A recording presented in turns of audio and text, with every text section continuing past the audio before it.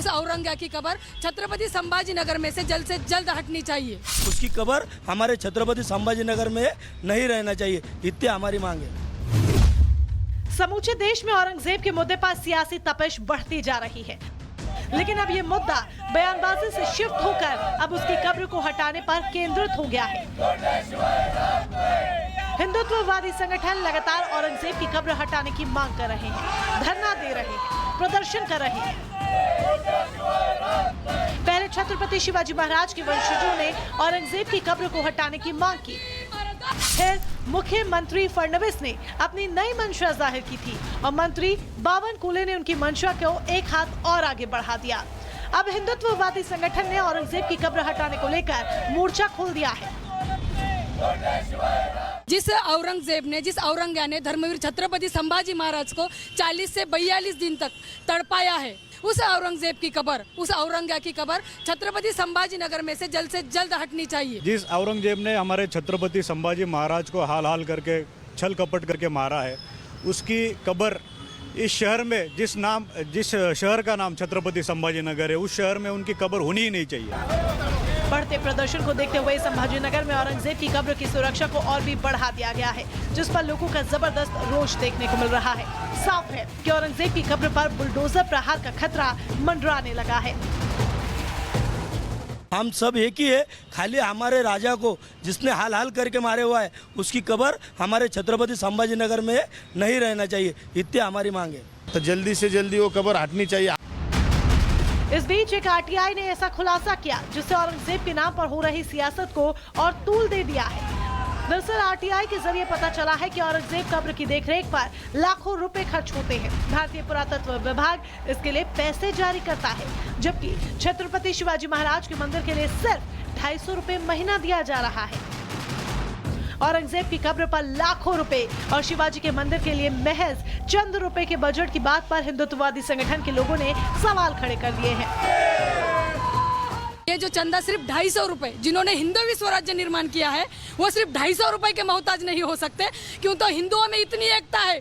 ऐसे धर्मवीर छत्रपति शिवाजी महाराज और धर्मवीर छत्रपति संभाजी महाराज के बड़े 9 एफआईआर में करीब 50 नामजद आरोपी हैं।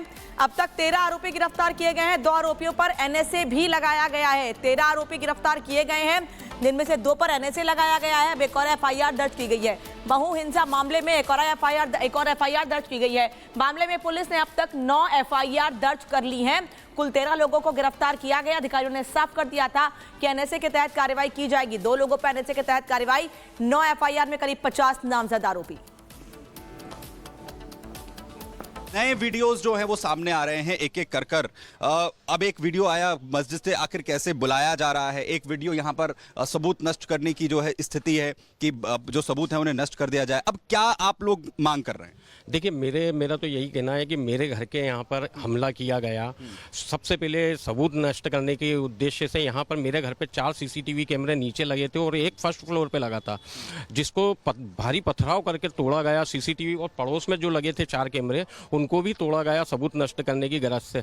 और मेरा आपके माध्यम से यही निवेदन है और यही मुख्यमंत्री मोहन यादव जी से निवेदन है कि ऐसी देशद्रोही मानसिकता रखने वाले जिहादी प्रवृत्ति के लोगों के खिलाफ सख्त कार्रवाई हो। क्योंकि मेरा परिवार 1.5 घंटे भयंकर खौफ के माहौल में, मतलब आज भी घर में रहने में सभी को डर लग रही है कि कहीं कोई आग नहीं लगा दे, कोई पथराव नहीं, मतलब यह तो पलायन करने की स्थिति। और इन लोगों ने टारगेट करके इसी तरीके से करा है कि ये यहाँ से छोड़ के चले जाएं। जिसको कश्मीर बना दिया हमारे पत्ती बाजार को। पत्ती बाजार की मस्जिद पे 500-700 लोग इकट्ठे होते हैं, मुंह पे कपड़ा बांधते हैं, योजनाबद्ध तरीके से अचानक पत्थर पेट्रोल बम और ये लेकर एकदम एक घर को टारगेट करके लगातार 1.5 घंटे तक के पत्थर फेंक रहे हैं। नीचे आग लग रही है, घर पे ऊपर पत्थर फेंक रहे हैं। हम आग को बुझाने का प्रयास करते हैं, हमारे ऊपर पथराव किया जाता है, जिसमें हमें पत्थर भी लगते हैं। और यहाँ मंदिर पर पथराव किया जाता है। मंदिर के सामने गाड़ी खड़ी है, उसको आग लगाई जाती है। यहाँ पर आग लगा दी है 3 गाड़ियों में। और मतलब हर तरीके से उनका ये प्रयास था कि परिवार के जितने सदस्य हैं पूरे जिंदा जल के मार डाले। सबको मारने की जो यहाँ पर कोशिश थी, लेकिन एक के बाद एक वीडियो आ रहे हैं। और इससे पहले जो है वो शहर काजी है, उनकी तरफ से ये कहा गया कि सूतली बम फेंका गया, हालात बिगाड़ने के लिए जो है वो कोशिश की गई। लेकिन अभी एक ताज़ा वीडियो सामने आया, मिर्ची के घोल का वीडियो सामने आया, जिसमें साफ तौर पर दिख रहा है कि कैसे तैयारी की गई फेंकने की उस मिर्ची के घोल को, और कैसे जो है एक शख्स मस्जिद से लोगों को बुला रहा है। इमाम काजी की जो भूमिका है उसे लेकर सवाल खड़े किए जा रहे हैं, क्या कह रहे हैं आप लोग? मेरा तो शेर काजी से यही है कि वो बोल रहा है कि मैं वहाँ का चश्मदीद गवाह हूँ। आप तो चश्मदीद गवाह, आप बोला, आपने बाइट दी रात को 1 बजे, आपने बोला कि मैं इस साक्ष्य का चश्मदीद गवाह हूँ। तो मेरा तो आपसे एक ही आग्रह ये है, मस्जिद के अंदर एक व्यक्ति, आपने वीडियो देखी होगी, मस्जिद के अंदर एक आदमी जाता है, वो बच्चों को अंदर लेके जाता है, उनको अंदर भेज के फिर वहाँ से सब लोगों को हाथ इशारा करके बुलाता है। तो आप तो बता दो वो व्यक्ति कौन है, वो व्यक्ति का क्यों नहीं पता बता रहे। और आप बोल रहे हो कि बोले इनने बम फोड़ा, चलो ठीक है बम फूटा, अब वो फूटा कि नहीं फूटा वो तो आपको पूरा साक्ष्य मालूम है, पूरा देश भर देख रहा है किसने बम फोड़ा किसने नहीं फोड़ा। अगर आपको तकलीफ थी तो आप आके थाने पे एफआईआर कराते आपके लोगों के साथ में। आप तो शेर काजी का मतलब ये है कि आप धर्म गुरु हो ना, तो आपको तो सबको अच्छी राह पे लेके जाना चाहिए। आप खुद ही लोगों को गलत निर्देश दे रहे हो, आपके लोगों को आप मुस्लिम समाज के शेर गाजी हो, तो आप चाहते तो आपको आप लोगों से तकलीफ थी तो आप थाने जाके एफआईआर कराते, आपने थाने जाके एफआईआर क्यों नहीं कराई। और दूसरी बात, जब इंडिया जीती थी तो अब शेर काजी जी का एक बयान हो रहा है उसके अंदर कि बोले अब यहाँ से रैली निकालने की परमिशन लेना चाहिए। तो अब शेर काजी जी हमें बताएंगे कि भारत जीतेगी तो अब हम उनसे पूछ के परमिशन लेके निकालेंगे कि हमको जामा मस्जिद से निकलना चाहिए कि नहीं। और उसमें तो हमारे साथ में बोरा समाज के लोग भी थे, मेरे पास उसका वीडियो भी उसी दिन का, देखो मैं आपको वीडियो बताता हूँ, उसी दिन का वीडियो है ये देखो आप, ये डिमलैंड चौराहे का वीडियो है, वहाँ से 100 मीटर की दूरी पे डिमलैंड चौराही है। ये बोरा समाज के लोग हमारे साथ में थे। शेर काजी जी जो बोल रहे हैं ना वो पूरा एक तरीके से पूरा झूठ है। क्या जो भूमिका है शेर काजी की उस पर आप लोग सवाल खड़े कर रहे हैं? जो उस दिन जो बयान दिया गया, उसके बाद अब नया वीडियो जो सामने आया, तो दोनों भूमिकाओं को लेकर जो बयानबाजी हो रही है वो अलग है और मानसिकता कुछ और थी, भूमिका कुछ और थी। शेर काजी पूर्ण रूप से मेरे ख्याल से पूरा उनका ही सुयोनिजिक सर्जन था। मैं तो शेर काजी जी के ऊपर ही वो लगाऊंगा, क्योंकि अगर वो चाहते तो ये पूरी जो दंगे हुए इनको सबको रोक सकते थे वो, क्योंकि एक जामा मस्जिद की तरफ से ही झगड़े हुए थे तो वो वहाँ पे रिपोर्ट लिखा के पूरा उसको समापन कर सकते थे। फिर उन्होंने पत्ती बाजार हुआ, मोती महल हुआ, इधर क्यों दंगे भड़के? क्योंकि इन्होंने पूरा सडन रच के रखा था।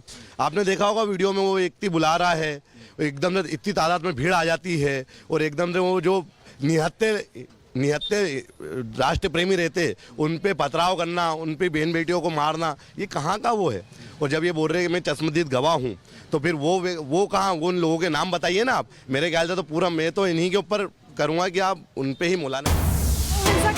बता रहे आखिर विजय जुलूस के दौरान क्या कुछ हुआ था। अब आपको ये भी बताया कि महू हिंसा का एक और वीडियो सामने आया है। जिस तरीके से एक के बाद एक वीडियो सामने आ रहे हैं, सीसीटीवी फुटेज जो सामने आ रहे हैं, वो बयां कर रहे हैं चीख चीख कर कि कैसे महू में जो हुआ विजय जुलूस पर जिस तरीके से पथराव किया गया, जिस तरीके से गाड़ियों में तोड़फोड़ की गई, आगजनी की गई, ये सब कुछ एक षड्यंत्र के तहत किया गया।